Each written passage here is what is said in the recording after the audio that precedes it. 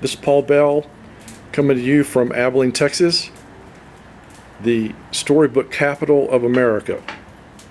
As Rachel found out yesterday, it truly is a storybook capital.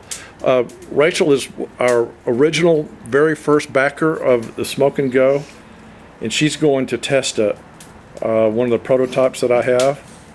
And in the interest of full disclosure, she is my daughter. However, she has not cooked on the Smoke and Go yet, and after we cook on the Smoke and Go, we're going to put logs on it and show her how it works as a fire pit, which she's excited about. So, okay, Rachel, begin cooking. I guess we better flip those. Oh yeah. Because I'm reacting. So, Here, you put it in there and see what so the thing about the Smoke and Go is that it has lower air flow. So that's part of what makes the fire really hot, or you can cool it off. That's 180? Yeah. 190. All right. Yeah. So how was your hamburger? Delicious.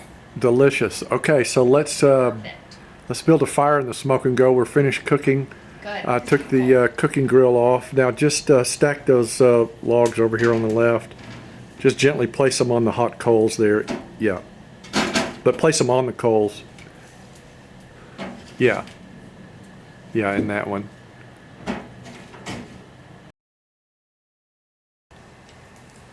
So as you can see, the fire is nice and full.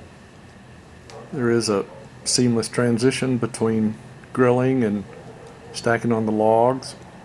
Of course, you can always start the fire pit directly with fire starters. And not to be bragging, but there is one additional advantage to the Smoke and Go, which is when you're finished with your fire, you can just put the lid on and close the bottom gate there. You can't see it very well, but just close both of the vents and the fire goes out. So it's both a safety measure and it